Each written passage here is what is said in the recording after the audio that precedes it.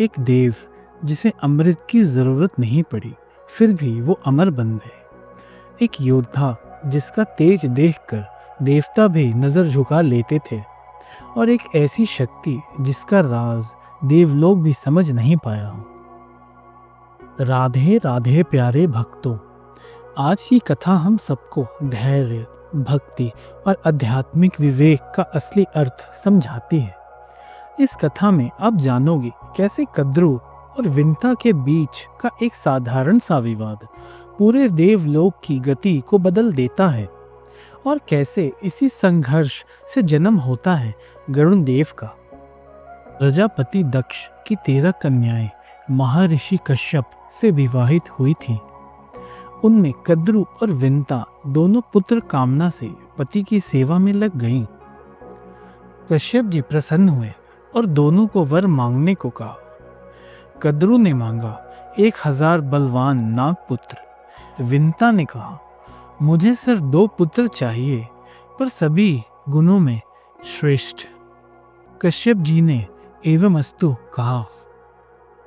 समय बीता, कद्रू ने 1000 अंडे दिए, विंता ने 2। 5 साल तक अंडे सेचते रहे। कद्रू के सारे नाग पुत्र अंडों से बाहर आ गए, पर विंता के दोनों अंडे ज्यों के त्यों रह गए।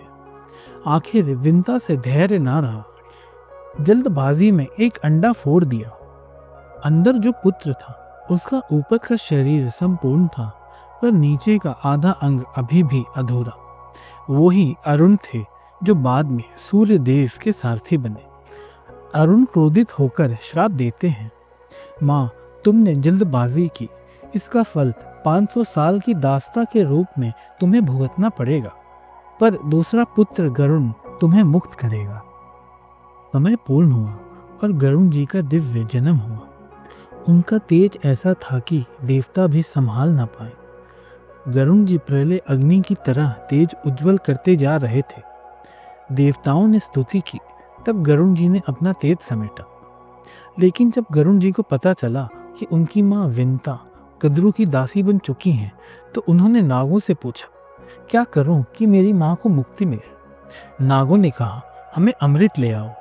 गरुण जी स्वर्ग तक गए, देवताओं को पराजित किया और अमृत का कलश लेकर उड़ गए। पर ध्यान रहे, गरुण ने अमृत खाया नहीं। उनकी निष्कामता देखकर भगवान विष्णु प्रसन्न हुए और उन्हें अमृतत्व का वर दिया, बिना अमृत पिए।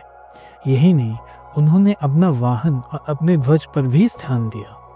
इंद्र गुस्से से भर गए, गरुण पर वज्र फेंका, बट गरुण जी सिर्फ एक पंख गिराकर वज्र की मर्यादा रखते हैं। इस दिव्य शौर्य से प्रभावित होकर इंद्र ने दोस्ती कर ली और एक वर दिया, गरुण तुम नागों का भक्षण कर सकते हो। गरुण जी अमृत लेकर नागों के पास आए और विंता को दास्ता से मुक्त किया। नागों ने अमृत को कुश पर रखा और स्नान करने चले गए। इंद्र आए और अमृत वापस ले गए। लोभ से अंधे नागों ने कुशा को चाटना शुरू किया और तब से उनकी जीभ 2 मुखी हो गई।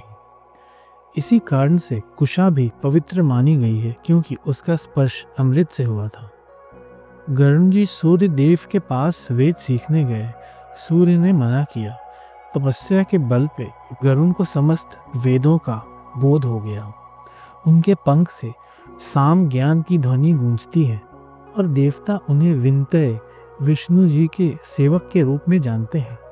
और भगवत गीता में भी भगवान ने कहा है, पक्षियों में मैं विंतय हूँ।